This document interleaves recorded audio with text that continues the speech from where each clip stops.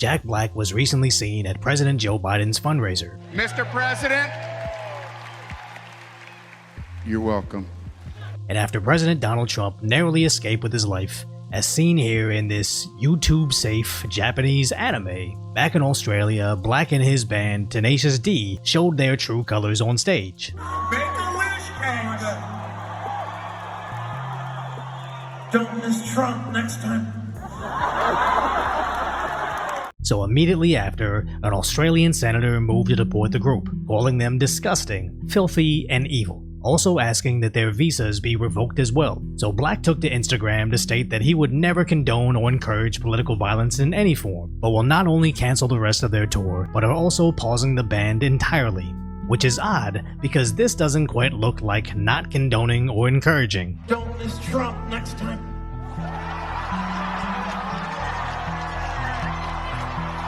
Then Kyle Gass also apologized, stating that it was a terrible mistake in repeating the "I don't condone violence" line. But it didn't matter, as Gass was dropped by his talent agency shortly after anyways. I think that these are just signs that the culture is finally starting to shift, as I'm absolutely certain 4 years, 1 year, or even 1 month ago, they probably could have said the same exact thing and their circles probably would have praised them. But after Trump's mugshot, the debates, the 37 felonies, and now the greatest campaign image of all time, it's no longer cool to wish harm on the guy that most Americans actually want as their president now. And those that still do are starting to sound like the real dangers to democracy. As Libs of TikTok shows us, Tenacious D weren't the only ones, as councilwomen, firefighters, nurses, and many others are also starting to lose their jobs over saying similar stupidity. So what exactly made these people so comfortable in publicly cheering on the death of a politician, as if somehow that was the righteous thing? Possibly because the media constantly portrayed Trump as this historically evil figure, repeatedly encouraging their readers to see him this way, and even international publications parroting the same talking points. But now that someone acted on that very message they were putting out, somehow the media sees themselves as the true victims. You are feeding into the danger. You are making it more likely there's retaliation. I'm incredibly scared. I'm scared for journalists. I'm scared for people who have public platforms of all parties, and that's how people should feel. Despite the fact that they can't help but continue doubling down on that rhetoric. At some point, Democrats have to decide that they want to try to win this election and turn their fire on Donald Trump. I think there is I shouldn't have said turn their fire. I apologize. That was not the phrase that I meant. So when a has-been TV host has a history of saying this: if they vote for Donald Trump in 2024, they're knowingly voting for a fascist. They're voting for a racist. There is no excuse. He is a racist. He is blatant about his racism. That he is an autocrat. And if he takes power again, he will be an autocrat.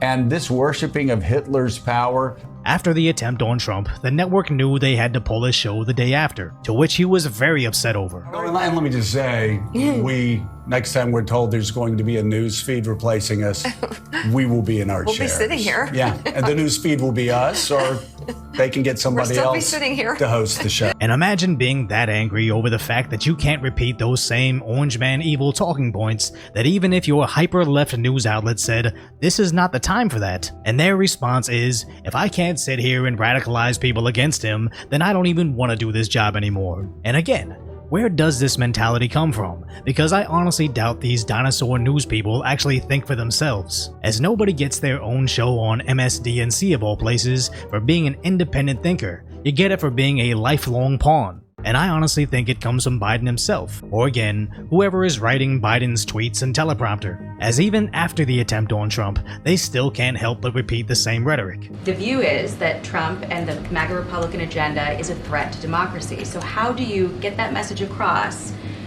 while bringing the temperature down? How is that phrasing going to be replaced? Is it going to be replaced? Well, look, what I can say is this. We have our differences, and it's okay to have our differences. And it is okay to speak to someone's record, to speak to someone's character. That is the difference of, that is important to be able to do, to show, right, what the American people, what you're all about. As Biden barely even denies this. You said it's time to put Trump in the bullseye. There's some dispute about the context, but I think you appreciate that I didn't say words matter. crosshairs. I was talking about focus on. And when Trump announces J.D. Vance as his running mate, they can't help but do it to him as well. J.D. Vance is an ideological nationalist. That's a much more dangerous virus. But I honestly think this is a red pill moment that most Americans needed to see how evil the mainstream media truly is. Because even when they write constant articles saying it was just loud noises whizzing by Trump's ear, even if they restrict my video's reach and stop it from going out to everybody as it begins to go viral, this was such a historic moment that people were still going to talk about it. As I was traveling and nearly everywhere I went, I overheard conversations speculating everything they saw on social media about the incident. He pumps his fist in the air. That was a crazy. Says fight, fight, fight. It's one of the most iconic photos of all time.